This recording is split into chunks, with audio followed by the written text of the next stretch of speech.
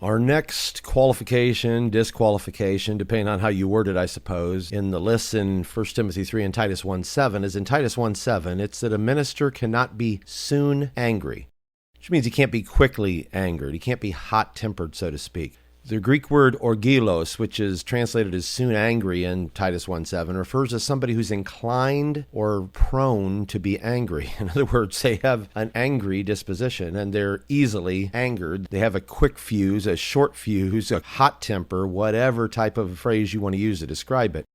Adam Clarke describes this as the necessity for a minister to not be a choleric man, one who's irritable, who's apt to be inflamed on every opposition, one who has not proper command over his own temper. MacArthur says that orgilos, meaning quick temper, doesn't refer to occasional outbursts, bad as those are, but to a propensity to anger. The quick-tempered person, he says, is irascible. He has a short fuse and is easily provoked. I'll give you one more quote that gives some background to this. William Barclay explains that there are two Greek words for anger. There is thumos, which is the anger that quickly blazes up and just as quickly subsides, like a fire in straw. And there is orge, the noun connected with orgilos, which is the word that's here, which means ingrained anger.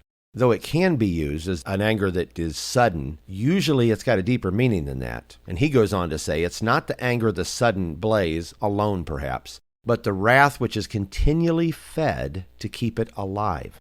A blaze of anger is an unhappy thing, but this long-lived, purposely maintained anger is still worse. Those who nourish their anger against another person are not fit to be office bearers of the church. That's the end of his quote. We certainly do have to guard against any sudden blaze of anger, but a simmering spirit of anger that's like a continual fire burning within is destructively dangerous, not only for anyone who it might spill out on, but it's dangerous for the one that feeds it as well, because its slow but unending boil will end up creating a spirit of deep unrest within and will encourage the growth of roots of bitterness and fruits of resentment and many other ruinous relational issues. A man in a position of spiritual leadership has to be capable of controlling his emotions. While we are still in the process of developing the disposition of Christ, and our emotions may get the better of us at times, but ministerial leaders cannot be prone to outbursts of anger because they're living in an emotional state where their flame is always close to the fuse. Though we are still working on removing all the combustible materials from within us, so to speak, we do need to be especially careful about protecting ourselves and other people from any inappropriate fire-igniting passions that might create some angry outburst. Though I didn't combine this with some of the other parallels in Paul's list that are close to it, like not being a striker or a brawler, it's part of that same family of issues because it addresses an aggressive, uncontrolled spirit that can manifest itself in damaging interactions and destructive behaviors that will certainly be detrimental, if not antithetical, to the work of the ministry. The principal difference between these issues is that a striker or a brawler might have control of their emotions when they attack other people or when they're seeking out conflict, while someone that's soon angry often easily loses control of their emotions. So there's a little bit of a difference in someone that's soon angry and somebody that just has a spirit of a striker. A striker could strike somebody with premeditation, while someone that's soon angry is often someone that it comes on them quickly, or it's something that has been building within them that is close to the surface. Though many altercations arise from a loss of temper, some are calmly considered tactical decisions, like a coldly calculated and controlled attack on someone else that didn't come out of the blue as a result of someone losing their temper, but was, as I said a moment ago, a premeditated assault. In contrast to that, this word orgilos is usually referring to more of a problematic quality that is present in somebody that has a hot temper, a short fuse. Potentially might even be violence-prone, whether in overly aggressive expressions towards other people or even actions. A man who's prone to violent outbursts, whether in word or in deed, and who can't control his emotions in his interactions with other people is not a fit ambassador of Christ, and certainly is not going to be a good protector of Christ's people. He'll end up doing more damage than good because of his lack of self-control. We all deal with anger and the potential that we could lose our temper over something. And if a person becoming inappropriately angry at some point automatically disqualified them from the ministry, it's likely there wouldn't be any human ministers of God, or there'd be very few. But we have to always strive to be slow to anger, just as God is described in the Bible as being slow to anger, even when we feel it's justified, and we have to keep a bridle on any wrong kind of anger building within us. We have to be careful not to kindle fires in our heart, or let anyone else kindle them for that matter. And then we also have to avoid the desire to tend them like someone tending a fire in order to keep them always hot. And that's what people often do. They get some grudge or they get some root of bitterness, and then they tend it like a gardener. They make sure that root keeps growing or that fire stays hot. Ungodly anger, in contrast to godly anger, which I'll come back to, is always a byproduct of other issues. It grows in soil that's been contaminated by some carnal seed that's taken root in a person's heart and mind. Inappropriate anger is driven by evil that began in the heart through jealousy, pride, or some other corrupted motivators that start with a slow boil within that'll eventually become so superheated that it explodes into ungodly words or actions. The first recorded expression of human anger in the Scripture was kindled by wrong thoughts and feelings that then incited evil. Cain's envy of his brother Abel was the spark that lit the burner in his heart that led to the murder of his brother that we see in Genesis 4, 3-8.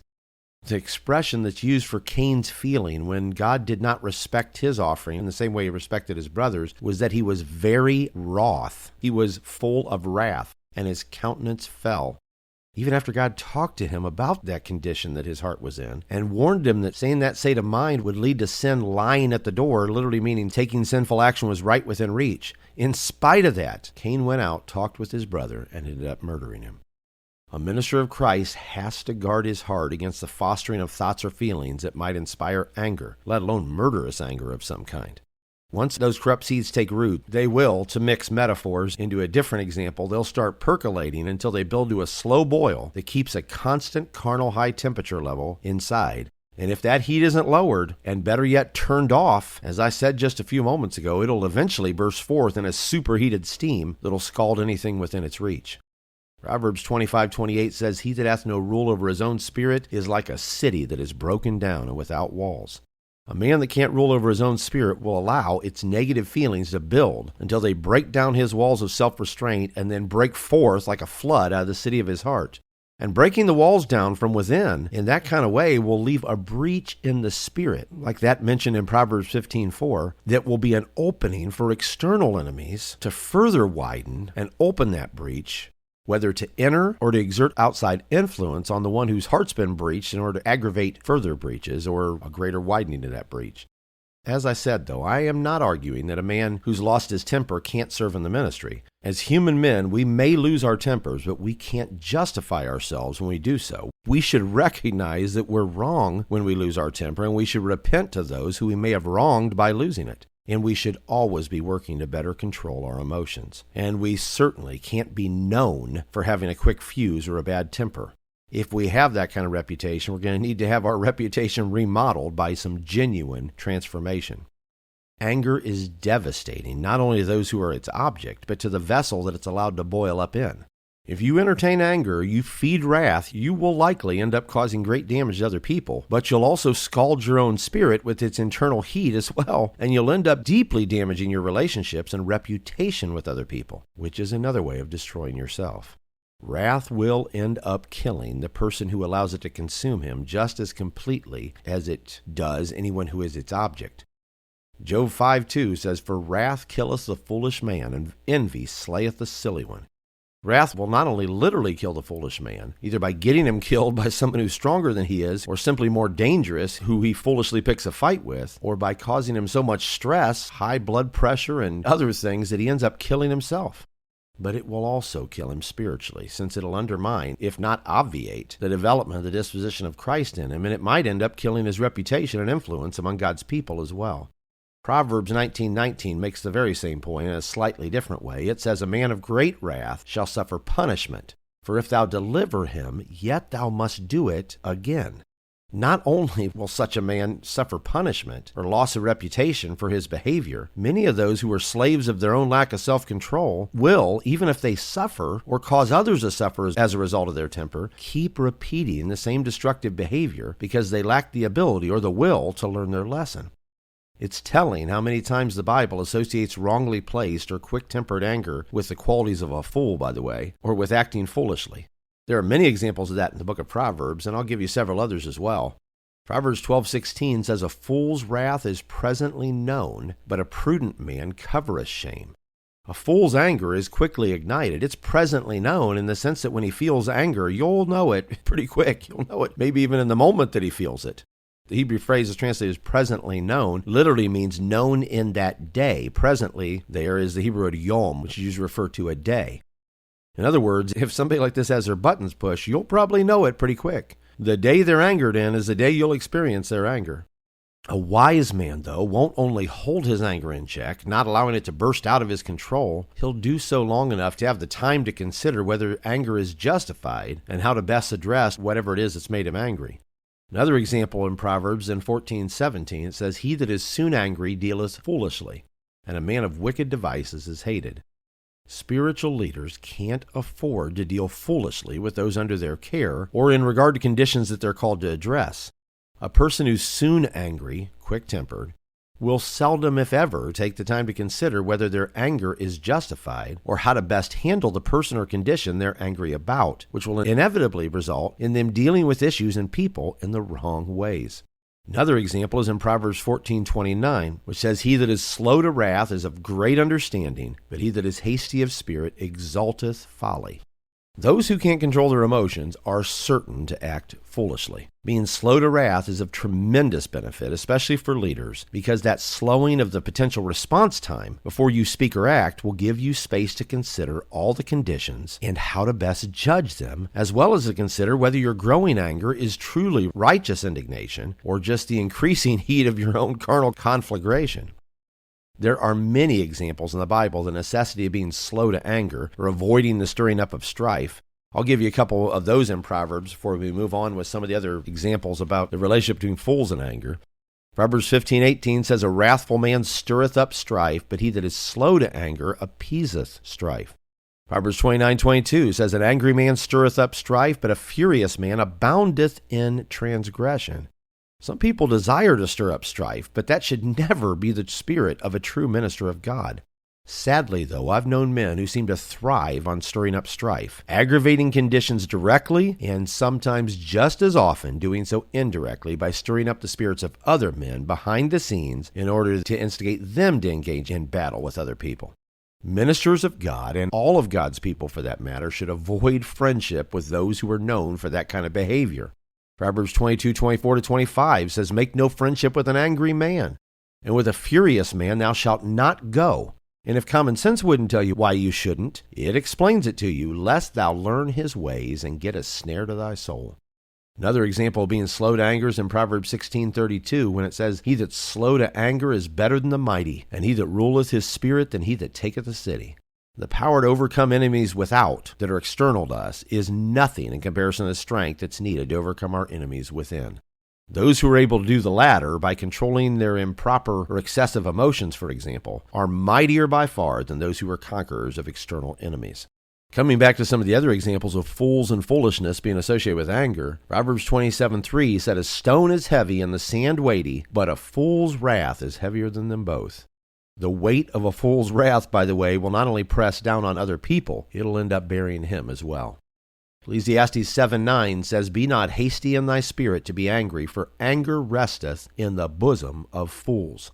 It is a simple fact that when a man, no matter how high his place or position, is hasty in his spirit to be angry, he is acting like a fool. All that said, there are times when anger is appropriate, but in order to define whether it's a proper or an improper feeling or expression, we have to determine whether it's in harmony with the purpose of God and whether it's in line with the disposition of Christ. God is described as angry in many passages in the Bible, and clearly it's not a sinful expression when that feeling is justified by its target being something that is evil. Deuteronomy 29:28 describes God as driving the wicked out of the land in anger and wrath and in great indignation. And there are many other passages in the Bible that refer to his anger, which, by merit of him being completely righteous, can only be righteous in nature. So there is a place for righteous anger, though not all anger that someone might attempt to label as righteous actually is righteous. There's several ingredients, just a couple of which I'll give in a moment, that have to all be present, or whatever anger we think we're feeling is not going to be righteous anger. First and foremost, the motivation or driver of proper righteous anger has to be something that's evil that would cause God himself to be angry.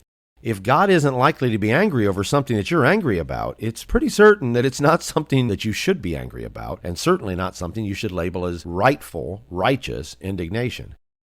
Second, it's worth noting that righteous anger is almost never, if ever, anger about how you have been treated or regarding something that's affected you personally. It's almost always, as I said, if not always, anger regarding the mistreatment of other people, of the things of God, or in response to some disrespect or blasphemy that's aimed towards Him. So it's undoubtedly righteous to be angry over things that dishonor God or over mistreatment of His holy things or His holy people. But being angry about how someone has dishonored or mistreated you personally is not always something you can appropriately label as righteous anger or righteous indignation. In part, that's the case because of the subjective nature of your own feelings and opinions about yourself, and in part, it's the case because there's a difference between protecting others, which we do have to do, and allowing ourselves at times, as we see in 1 Corinthians 6:7, to be defrauded. Third, righteous anger will be expressed at the right object and in the right way. Sometimes people are angry at the right thing, something evil that's been done, for example, but they take out that anger on the wrong object or in a way that's excessive or unjust in its application or its scale. A severe example of this is found in Genesis 34, when Jacob's daughter Dinah was assaulted by Shechem, and in response, her brothers were, I think rightfully, grieved and very wroth, as it says in Genesis 34:7. They were full of great wrath, and who would not be if their sister had been assaulted in the way Dinah was? But rather than to openly call for Shechem, who was the one who committed the crime, to be punished for his sin against their sister, which, by the way, would likely have caused a war they might not have thought they could win, they instead deceived him and his father Hamor by requesting that they and all the men in the city they ruled be circumcised, knowing that after that operation they'd be physically weakened for a time and able to be more easily killed. 3 days after the surgery, when the men of the city were still in pain, it says that Dinah's brothers Simeon and Levi took each man his sword and came upon the city boldly and slew all the males. And they slew Hamor and Shechem his son with the edge of the sword and spoiled the city because they had defiled their sister. That's in Genesis 34:25-27. Though someone might attempt to argue that the citizens of the city, and Shechem's father Hamor for that matter, had influenced Dinah in some way that led her to being in a situation or a location or something that might have allowed for her assault, there is no evidence of that in the biblical text. The Bible appears to put the blame solely on the one who assaulted her, Shechem, and thus it appears excessive and unjust for the two brothers to have killed every man in the city, when every man in the city could not possibly have been responsible for the assault on their sister. That excessive use of force and unjustly excessive application of judgment is the result of anger that took righteous judgment on a terrible sin out of the realm of righteousness in the way that it was carried out, and to the degree and number of people who it was carried out upon. Dinah's assault was a horrific evil, but the murder of the men who had no apparent involvement in it was evil as well. Jacob later makes it clear that their anger was sinful and cursed, not because it was wrongly motivated anger initially, but because it was unrestrained and improperly applied. Genesis 49:5-7, he says, Simeon and Levi are brethren, instruments of cruelty are in their habitations. O my soul, come not thou into their secret, unto their assembly. Mine honor be not thou united, for in their anger they slew a man, and in their self-will they digged down a wall. Cursed be their anger, for it was fierce, and their wrath, for it was cruel. I will divide them in Jacob and scatter them in Israel. It's significant that those two brothers were the next in line after their older brother Reuben had lost his place as firstborn in the line of succession after he engaged in immorality with his father's concubine Bilhah, and ended up being displaced from his preeminent position as the firstborn by his father because he did so, which you'll see in Genesis 35:22, and it's mentioned in Genesis 49:3-4. The future royal line of kings, ruling over all the tribes of Israel, and from which the Messiah would come, would thus pass by these three oldest brothers and fall on Judah, who Jacob described as the one whom thy brethren shall praise in Genesis 49:10, which is a wordplay on the name Judah, or Judah, which means praise. And he said that the scepter would not depart from Judah, nor a lawgiver from between his feet, until Shiloh come, and unto him shall the gathering of the people be, is found in Genesis 49:10.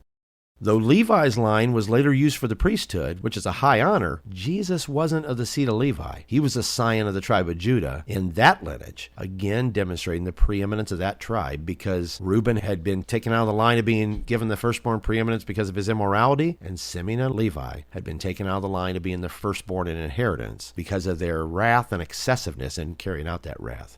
Like Simeon and Levi, I've known ministers who have become angry over some issue, whether justified or not, who've exceeded their mandate of authority in the degree and in the method of judgment they exercise because they allowed their anger to swell beyond the scale of any righteous justice, and or, for that matter, to expand beyond its true object. I've seen angry, sometimes even savage messages given to a whole congregation where everyone in the assembly were effectively made the object of the message and taken to task as if they had all done some crime when it was only one person who had done some evil, and thus who was the one who was truly culpable. That is wrong for several reasons. To begin with, you don't punish everyone, including people who haven't done anything wrong, because of the sin of one person. Some will, wrongly I believe, argue that they're preemptively teaching the people by rebuking them, even though they haven't done anything, to keep them from doing these kind of things. And so they hammer the whole group, but that is simply wrong. You don't beat on people who haven't done anything worthy of punishment in order to supposedly put the fear of God into them so that they never will. Warnings might be preemptive and they might be pretty sharp, but punishment for a crime that you haven't even done should never be preemptive. Those kind of practices might frighten some people into never doing evil because they don't want to be pummeled again, but those kind of tactics are the tools of an abuser, not a shepherd. Or, as the Lord referred to them in Zechariah 11:15-17, they're the instruments of a foolish shepherd that tear in pieces. Any supposed shepherd of God who beats angrily on the flock in some misled belief that doing so is training them not to step out of line or to wander away is not only a foolish shepherd, he's also a false shepherd.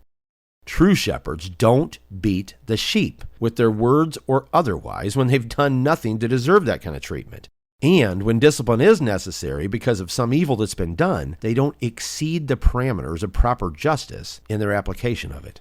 We have to have the spirit and the tools of a true shepherd whose desire is to protect and provide for the sheep in the proper ways.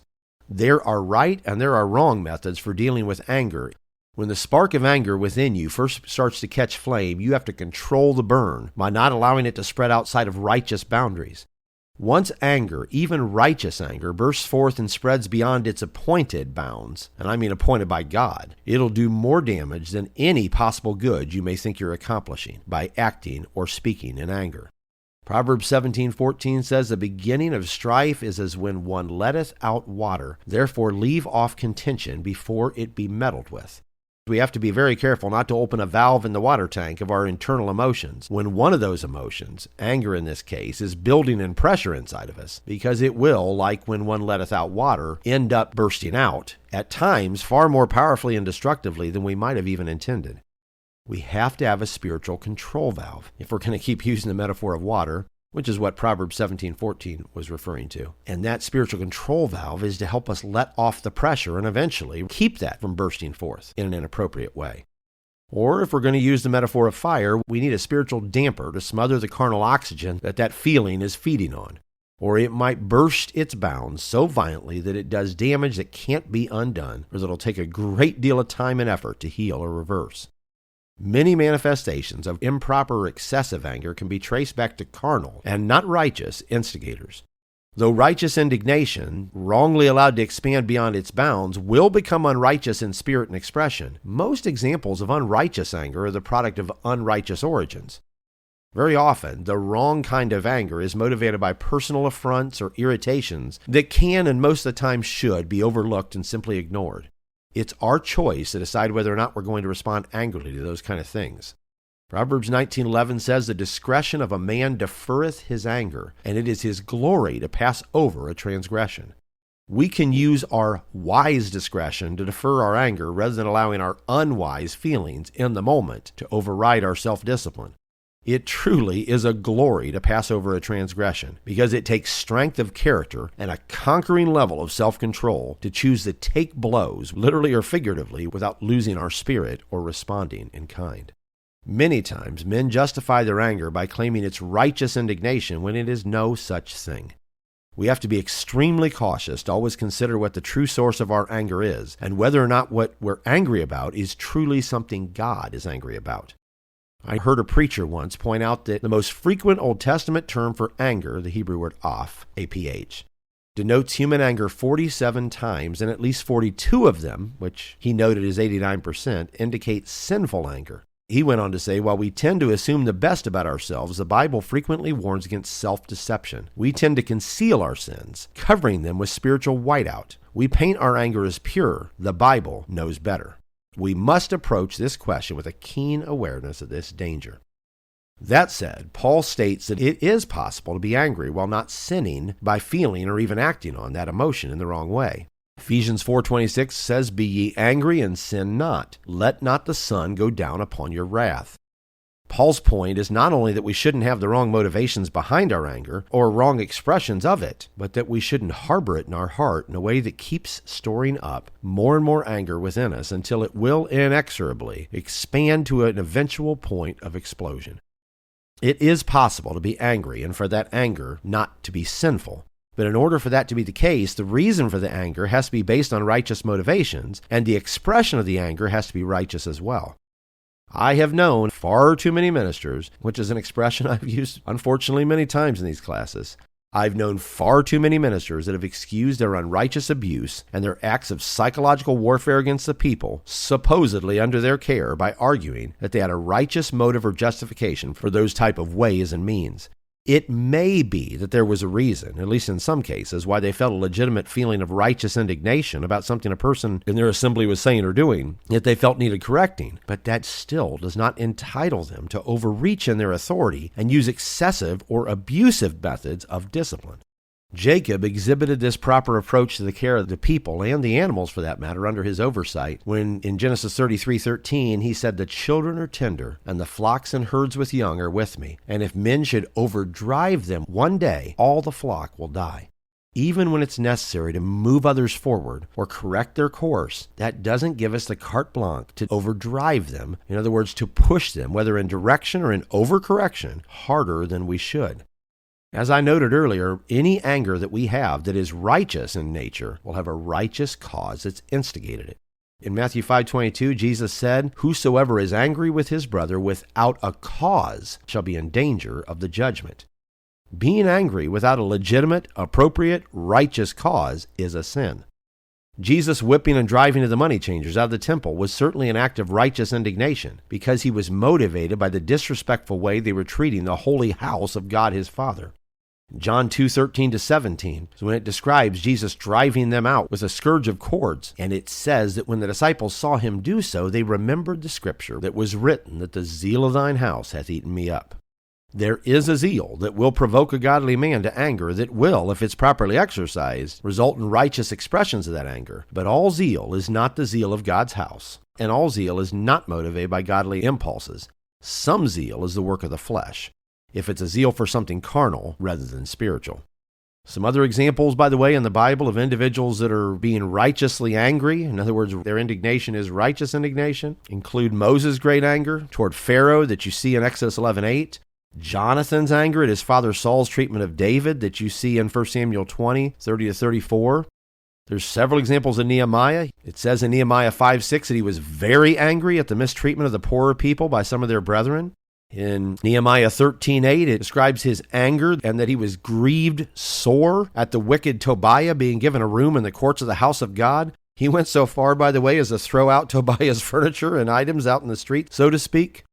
And then in Nehemiah 13:25, it has one of the most colorful examples in the Bible, almost on the level of Jesus driving out the money changers from the temple, when it said that he cursed and struck and even plucked the hair off of the Jews who had married pagan women.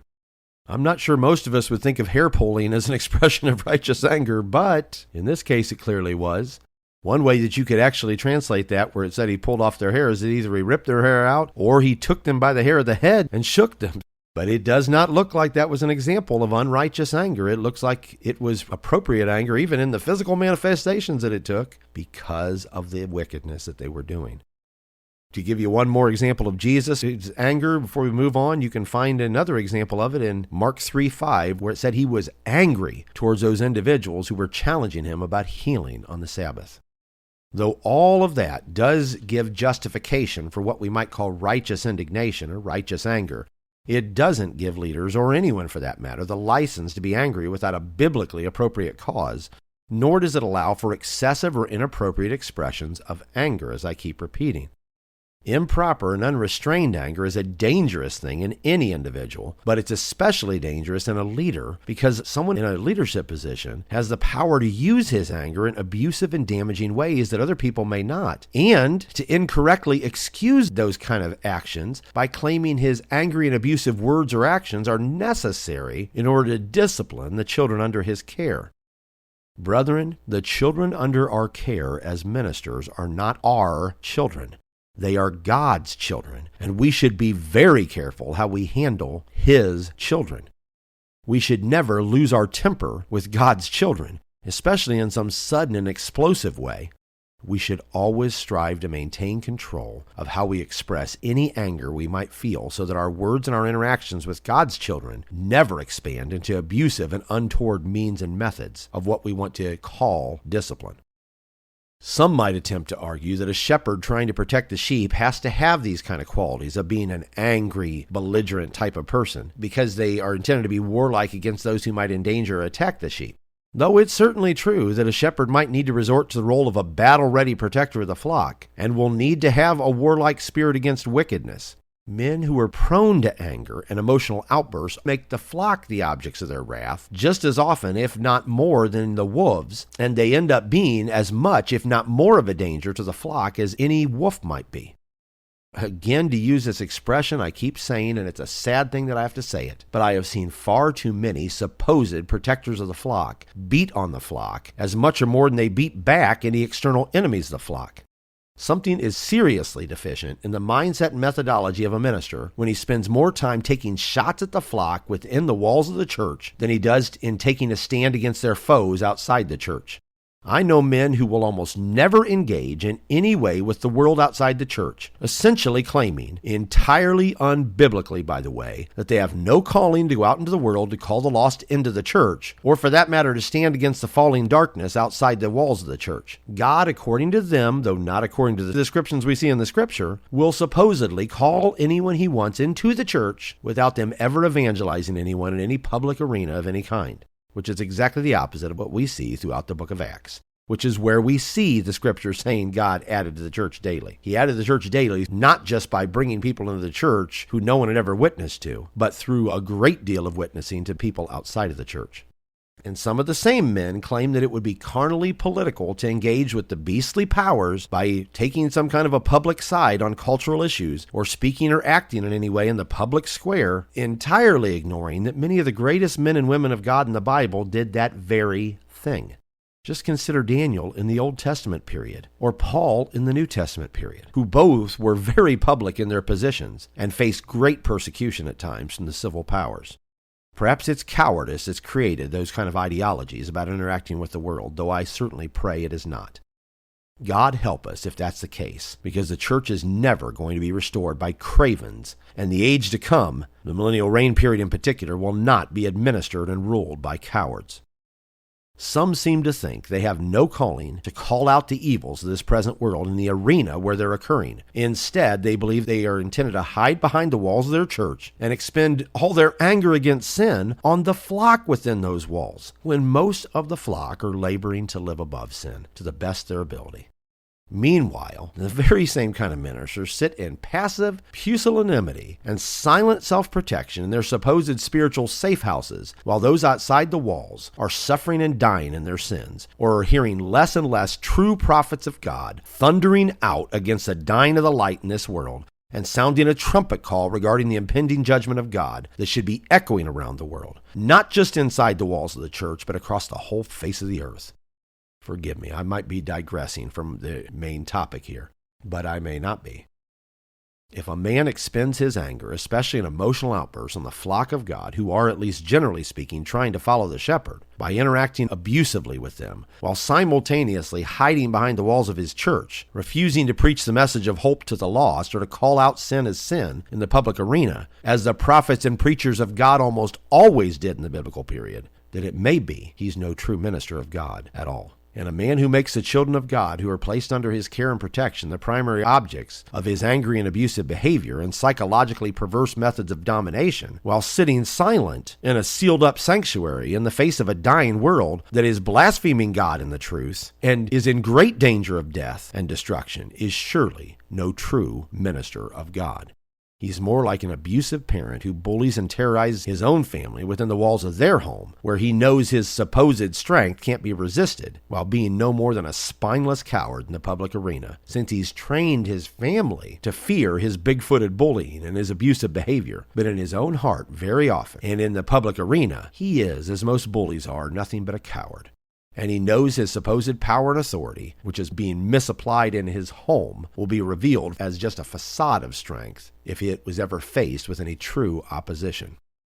It's a lot easier to stand in a pulpit and strike at the people of God who are trying to serve God with messages of fear and domination, while simultaneously refusing to take a stand against the enemies of God outside of the church, or to try to deliver them from their enmity with God by witnessing to them and trying to bring them into the church. The first of those, if you have people that aren't going to resist your abusive behavior, takes no courage at all. The last takes great courage. God help us not to be bullies in our pulpits, beating down the flock with our easily instigated anger and driving them with emotional outbursts.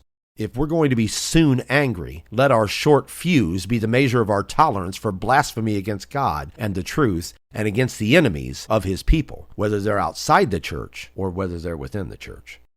And there have been far more enemies of God and of God's people at the leadership level in the history of the church than there have been at the level of the laity. James concisely communicates the necessity for the people of God, and especially ministers of God, to be slow to anger, and for any anger that does rise in them to be the result of the righteousness of God and not the carnal wrath of man, in James 1:19-20, which we'll close with. He says, "Wherefore, my beloved brethren, let every man be swift to hear, slow to speak, slow to wrath. For the wrath of man worketh not the righteousness of God."